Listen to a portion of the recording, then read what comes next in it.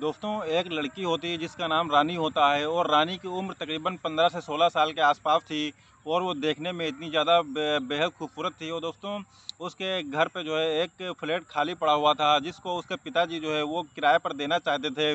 तो इसी सिलसिले में वो अपने बगल में जो है कुछ लोगों से कह देते हैं। उसके बाद एक नाइजीरिया का एक हफ्सी वहाँ पर आता है और उसे संपर्क करने के बाद उसको पता चलता है कि इनके यहाँ पर एक कमरा खाली है, एक फ्लैट खाली है। दोस्तों उसके बाद वो उनकी माँ से आकर के मुलाकात करता है और मुलाकात करने के बाद जो उसकी माँ होती हैं वो उसको कमरा दिखा देती हैं और कमरा दिखाने के बाद दोस्तों वो उसमें किराए पे रहने लगता है।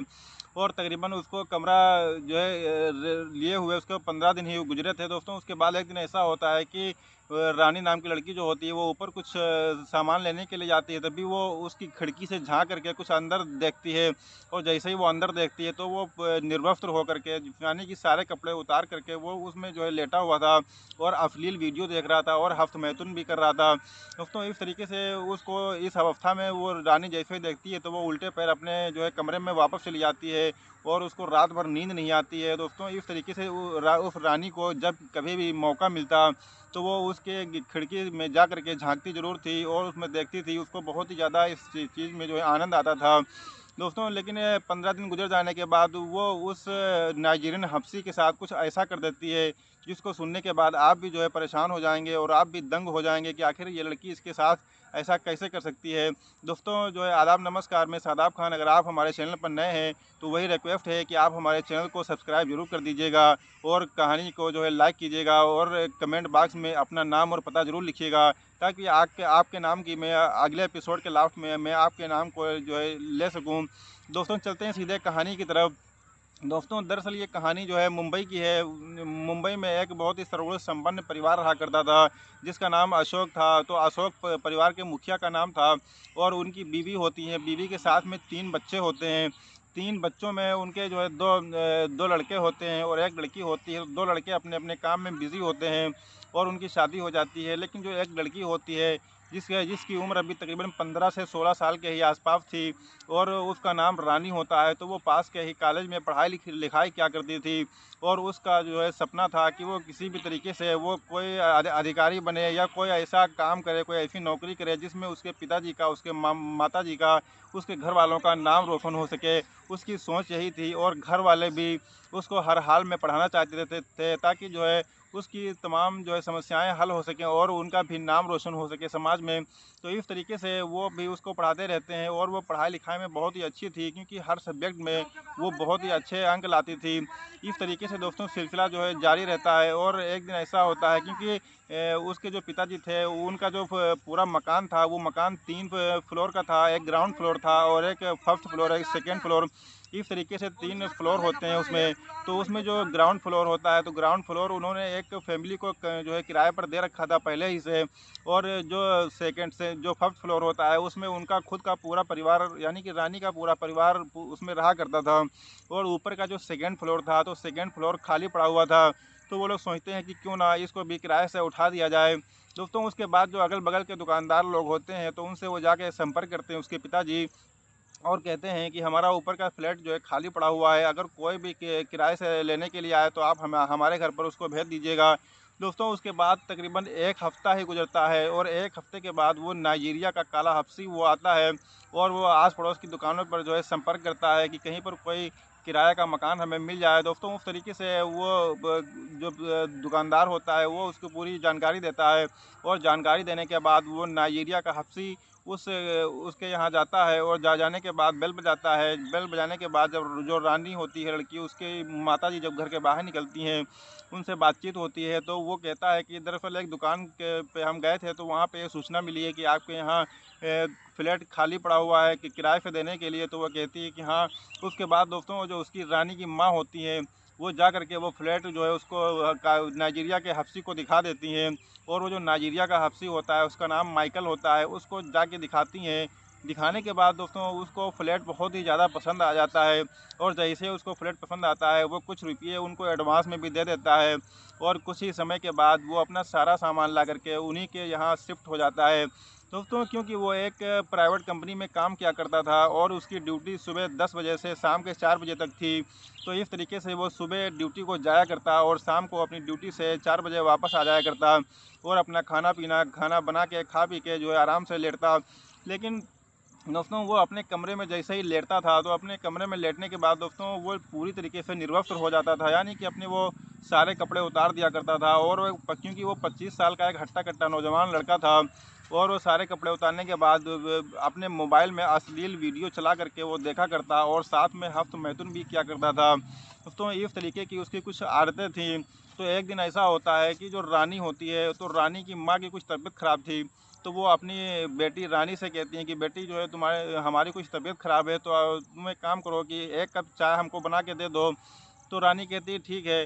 दोस्तों उसके बाद रानी किचन में जाती है और किचन में जाने के बाद वहाँ पर जैसे ही चाय पत्ती वगैरह डालती है, दूध डालती है और जब चीनी डालने का नंबर आता है तो चीनी का डिब्बा जो है वो खाली होता है। उसके बाद वो रानी आती है अपनी मम्मी के पास और कहती है कि मम्मी चीनी तो ख़त्म हो गई है, क्योंकि शाम का समय हो चुका था। तो उसकी मम्मी बोलती हैं कि पापा तुम्हारे अभी आए नहीं है, तो इसलिए तुम एक काम करो, ऊपर वाले फ्लोर पे चली जाओ और जो माइकल का फ्लोर है तो माइकल से जा करके कहना और उनसे जो है कुछ चीनी मिल जाए तो उधार ले आना और उनसे कहना कि सुबह जब हम मंगाएंगे तो अपने में की चीनी आपको हम दे देंगे जो भी उधार हमने आपसे लिया है। दोस्तों उसके बाद रानी जो है अपने ऊपर वाले फ्लोर पे जाती है और जाने के बाद वो सोचती है कि किस तरीके से इनको आवाज़ दिया जाए। तो वो पहले सोचती है कि देखें अंदर झांक करके देख लेते हैं कि वो क्या कर रहे हैं, फिर हम आवाज़ देंगे तो अंदर बुलंद आवाज़ जाएगी और वो जो है निकल करके बाहर आ जाएंगे। तो इस तरीके से उन जो है चीनी ले ली जाएगी। दोस्तों वो जैसे ही उस खिड़की में झांकती है तो झांकने के बाद जो अंदर का नज़ारा होता है, वो नज़ारे को देखने के बाद वो इतना ज़्यादा चौंक जाती है और जो है वो अंदर देखती है कि वो 25 साल का हट्टा कट्टा नाइजीरिया का हब्शी जिसका नाम माइकल था, वो अपनी बेड पर निर्वस्त्र यानी कि पूरी तरीके से वो नंगा लेटा हुआ था, कोई भी कपड़ा उसके शरीर पर नहीं था और वो अपने मोबाइल में अश्लील वीडियो देख रहा था और साथ में हफ्त मैथुन भी कर रहा था। दोस्तों वो इस नज़ारे को जैसे ही देखती है, क्योंकि वो कुंवारी होती है, तो जैसे ही इस नज़ारे को देखती है तो वो बहुत ही हैरान रह जाती है, बहुत ही परेशान रह जाती है और दौड़ती हुई उल्टे पैर अपने कमरे में चली जाती है। और कमरे में जाने के बाद थोड़ी देर के बाद निकल कर के आती है और अपनी माँ से कहती है कि माँ जी हम ऊपर गए थे माइकल के यहाँ, लेकिन जो है माइकल के यहाँ चीनी नहीं मिल पाई है, उनके यहाँ भी चीनी ख़त्म हो गई है। और इस तरीके से जो है बात आई गई हो जाती है और वो जा करके अपने कमरे में लेट जाती है खाना खा पी के। दोस्तों लेकिन जब वो अपने कमरे में लेट तो जाती है लेकिन उसको पूरी रात नींद नहीं आती है। पूरी रात वही नज़ारा उसकी आंखों के सामने माइकल का आता जाता रहता है कि किस तरीके से वो निर्वस्त्र होकर के लेटा हुआ था और अश्लील वीडियो देख रहा था और साथ में हफ्त मैथुन भी कर रहा था। इस तरीके का जो है नज़ारा जब उसकी आंखों के सामने आता है तो पूरी रात ऐसे ही गुजर जाती है और उसको नींद बिल्कुल भी नहीं आती है। दोस्तों रात ऐसे ही गुजरने के बाद जब सुबह होती है तो सुबह वो नहा धो के तैयार होकर के अपने कॉलेज निकल जाती है, क्योंकि जो उसके पिताजी थे तो वो तो एक प्राइवेट कंपनी में जॉब किया करते थे और जो उसकी माँ थी तो वो माँ सरकारी स्कूल में टीचर थी, तो वह भी 10 बजे चली जाया करती थी और 10 बजे यह रानी भी स्कूल के लिए निकल जाया करती थी। तो ये सुबह जैसे ही होती है नहा धो के यह स्कूल के लिए निकल जाती है और निकलने के बाद दोस्तों वहाँ पर अपनी जो उसकी एक फ्रेंड होती है पूजा, तो वो पूजा से कहती है कि वो पूजा को एक मतलब जो घटना घटी थी वो पूरी कहानी उस अपनी फ्रेंड पूजा को बता देती है। बताने के बाद दोस्तों वो पूजा जो है उस पर हंसने लगती है और कहती है कि एक 25 साल का हट्टा कट्टा लड़का तुम्हारे चंगुल में फंसा है और तुम उसको फंसा नहीं पा रही हो। तो वो कहती है कि कैसे आखिर इसको फंसाया जाए, तो वो पूरी ट्रिक बताती है और ट्रिक बताने के बाद दोस्तों वो रानी जो होती है वो भी अपने अंदर ये जिस चीज़ को पूरी तरीके से सोच लेती है कि इनको जो है इस नाइजीरिया के हब्शी को यानी कि माइकल को पूरी तरीके से अपने चंगुल में प्रेम के जाल में फंसाना ही फंसाना है।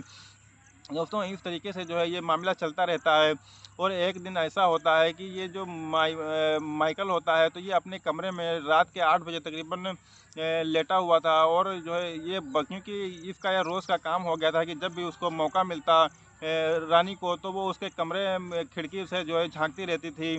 तो एक दिन ऐसा होता है कि वो जो है ये लोग जो है रानी सोचती रहती है कि आखिर किस तरीके से इसको अपने जाल में फंसाया जाए और जो है इसी तरीके से दोस्तों सिलसिला चलता रहता है और ये लोग दिमाग लगाते रहते हैं कि आखिरकार किस तरीके से इसको फंसाया जाए। तभी वो एक दिन रात में उसको झाँकने के लिए जा रही होती है और जैसे ही उसमें खिड़की से अपना सर अंदर डाल कर झाँकती है, तो जो माइकल अंदर लेटा हुआ था उसको इस बात की भनक लग जाती है कि शायद हमें कोई ना कोई देख रहा है। और तब तक के लिए जैसे ही वो देखती है तुरंत वो उल्टे पैर भागती हुई अपने कमरे में चली जाती है। लेकिन माइकल को इस बात का कहीं न कहीं एहसास हो गया था कि हमको जो है इस रानी ने हमको देखा ज़रूर है। दोस्तों उसके बाद क्या होता है कि जैसे ही ये लोग रात भर अपने-अपने कमरे में लेटे रहते हैं और जैसे सुबह होती है, सुबह होने के बाद चूँकि रानी को स्कूल जाना था, तो रानी अपने घर वालों से बताती है कि हमारी तबीयत ठीक नहीं है, तो आज हम स्कूल नहीं जा पाएँगे। तो घर वाले कहते हैं ठीक है, अगर तुम्हारी तबीयत ठीक नहीं है तो तुम घर पर आराम करो और हम लोग अपनी-अपनी ड्यूटी पर जा रहे हैं। क्योंकि उसकी मम्मी सरकारी स्कूल में पढ़ाती थीं, तो वो वहाँ चली जाती हैं 10 बजे और 10 बजे ही उसके पिताजी अपने अपने काम पर चले जाते हैं। दोस्तों उसके बाद रानी घर पर अकेली रह जाती है और जो है जो माइकल होता है उसको भी कहीं न कहीं इस बात की खबर लग जाती है कि रानी आज स्कूल नहीं गई है और आज घर पर अकेली है। और उसको ये भी पता था कि कल रात में उसने ताका-झाकी की है हमारे कमरे में, इस अवस्था में हमको देखा है। उसके बाद उसके भी कहीं अंदर कहीं न कहीं कोई जिज्ञासा जाग रही थी और वो भी आज अपनी छुट्टी कर देता है। छुट्टी करने के बाद ये दोनों लोग जो है एक-दूसरे से बात करने के लिए तड़प रहे थे, किस तरीके से बात को आगे बढ़ाया जाए। लेकिन दोनों लोग डर रहे थे कि किस तरीके से अपनी बात को आगे बढ़ाया जाए और इसी तरीके से ये लोग ऊपर से नीचे, नीचे से ऊपर चक्कर लगाते रहते हैं। लेकिन इसी दौरान माइकल के दिमाग में एक आइडिया आता है और वो उस आइडिया के दौरान वो आकर के जो है वो रानी के पास आता है माइकल और कहता है कि दरअसल मेरे यहाँ प्याज ख़त्म हो गया है, तो आप एक काम कीजिए कि आप मुझे प्याज दे दीजिए और जब मैं मार्केट जाऊँगा तो वहाँ से प्याज लाऊँगा तो उस प्याज को मैं आपको दे दूँगा।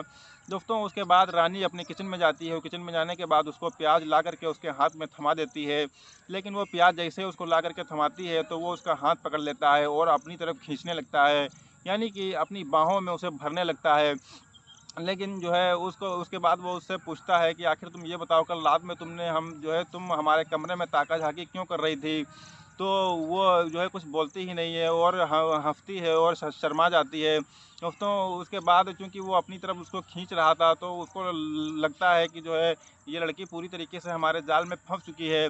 दोस्तों उसके बाद वो उसको अपनी गोदी में उठा कर के कमरे में लेकर के जाता है, क्योंकि घर पे कोई होता नहीं है उस दिन, उसके माता-पिता भी नहीं होते हैं, तो वो उसको गोदी में उठा कर के कमरे में लेके जाता है और तकरीबन 10 मिनट तक उससे बातचीत करता है। बातचीत करने के बाद दोस्तों उसके एक-एक जो है उसके तन से जो है कपड़े उतार देता है और दोनों लोग पूरी तरीके से निर्वस्त्र हो जाते हैं। उसके बाद वो उसको जो है वही गंदी फ़िल्में दिखाता है और गंदी फ़िल्में दिखाने के बाद दोस्तों उसके साथ जो है पहले पहले तो ओरल लव करता है, फिर उसके बाद जो है दोस्तों वो दोनों लोग एक-दूसरे के साथ नाजायज़ संबंध बनाते हैं और इस तरीके से उनका जो है सिलसिला अब जो है रोज़ाना का ये हो गया था। जब कभी भी इन लोगों का मन किया करता था तो ये लोग अपने इस काम को अंजाम दिया करते थे। दोस्तों इसी तरीके से जो है मामला आगे बढ़ता है तो जो है एक दिन ऐसा होता है कि माइकल जो है रानी से कहता है कि आखिर ऐसा कब तक चलेगा और हम लोग ऐसा क्यों नहीं करते हैं कि जो है कहीं यहाँ से निकल करके भाग करके आपस में शादी कर लें। तो रानी कहती है ये बात तो सही है। उसके बाद ये लोग डिसाइड करते हैं कि जिस दिन हमारे घर वाले नहीं होंगे तो उस दिन जो है हम लोग यहाँ से अपना-अपना सामान बाँध करके यहाँ से कहीं निकल चलेंगे और शादी कर लेंगे। उसके बाद एक दिन ऐसा होता है कि ये अपनी स्कूल की छुट्टी कर देती है, वो भी अपने ऑफ़िस की छुट्टी कर देता है माइकल और इसकी माताजी स्कूल चली जाती हैं सरकारी स्कूल में पढ़ाने के लिए और इनके पिताजी अपनी ड्यूटी पर चले जाते हैं। अब घर में कोई नहीं बचता है, केवल जो है लास्ट वाले फ्लोर पे माइकल होता है और से जो है फर्स्ट फ्लोर पे ये होती हैं रानी। तो आप दोनों लोग मिल करके अपने-अपने सामान को पैक करके वहाँ से जो है भाग जाती हैं और भागने के बाद एक-दूसरे से शादी कर लेती हैं और वहीं मुंबई में ही कहीं पर शिफ्ट हो जाती हैं। उसके बाद दोस्तों शाम को जब उनके माता-पिता आते हैं और वो देखते हैं कि हमारी बेटी नहीं है, तो पहले थोड़ी देर इंतज़ार करते हैं कि शायद कहीं गई होगी, लेकिन वो नहीं आती है तो अपने अगल-बगल में सब कहीं पूछवाते हैं, लेकिन वो कहीं पर भी नहीं मिलती है। उसके बाद वो परेशान हो जाते हैं, फिर ऊपर वाले फ्लोर पे जाते हैं और कहते हैं कि माइकल को देखो। जब वहाँ पर माइकल की तलाश की जाती है, तो माइकल भी वहाँ पर नहीं मिलता है, जिससे कि वो उसके घर वाले बहुत ज़्यादा परेशान हो जाते हैं और समझ जाते हैं कि ज़रूर माइकल ने हमारी बेटी के साथ कुछ न कुछ गलत ज़रूर किया है। दोस्तों उसके बाद वो लोग जाते हैं और थाने में जो है कंप्लेंट कर देते हैं अपनी बेटी के अपहरण के लिए और उसके बाद पुलिस उनकी खोजबीन में जुट जाती है। उन दोनों के नंबर जो है ट्रेस के पहले कान जो है लगा दिए जाते हैं और ट्रेस पर लगाने के बाद दोस्तों तकरीबन 1 महीने के बाद ये सूचना मिलती है वो उन्हीं ट्रैप नंबरों के द्वारा कि ये दोनों लोग जो है मुंबई की एक कॉलोनी में जो है छिपे हुए हैं। उसके बाद वो पूरी पुलिस बल जो है मौके पर जाकर के पहुंचती है और उन दोनों को गिरफ्तार कर लाती है। और गिरफ्तार करने के बाद दोस्तों वो उनको थाने लाया जाता है और उनसे जब पूछताछ की जाती है तो पता चलता है कि उन दोनों लोगों ने शादी कर ली है कि तो चूँकि माइकल तो जो है एज में सही था क्योंकि उसकी उम्र तकरीबन 25 से 26 साल की थी, तो उसमें कोई दिक्कत नहीं थी। लेकिन जो रानी थी तो रानी की उम्र तकरीबन 15 से 16 साल थी, तो इसलिए पुलिस जो है उसको उससे जो है जुदा करके उसको बाल बाल सुधार गृह में भेज देती है। और प्लस जो माइकल होता है, माइकल को गिरफ्तार करके जेल में डाल देती है। दोस्तों ये कहानी जो है यहीं पर ख़त्म हो जाती है। ये कहानी आप लोगों को कैसी लगी? ये कहानी के बारे में दोस्तों अपनी राय कमेंट बॉक्स में ज़रूर रखिएगा और अपना नाम और पता ज़रूर लिखिएगा, ताकि मैं आपका नाम जो है मुझे लेते हुए बहुत ज़्यादा खुशी होती है। क्योंकि हमारे जो दर्शक बंधु हमारी वीडियोज़ को देखते हैं, मैं चाहता हूँ कि मैं उनके नाम की जो है नाम ले सकूँ वीडियो के लास्ट में, तो वो अपना नाम और अपने सिटी का नाम ज़रूर लिखें। दोस्तों इस कहानी को सुनाने का उद्देश्य किसी की भावनाओं को आहत करना नहीं है, किसी को ठेस पहुँचाना नहीं है, बल्कि समाज में घटित हो रही घटनाओं से सिर्फ आपको अवगत कराना है, ताकि ऐसी घटनाएं सुन करके आप अपने आप को और अपने परिवार को सुरक्षित रख सकें। दोस्तों मिलते हैं एक नए दिन एक नई कहानी के साथ, तब तक के लिए सब बखैर।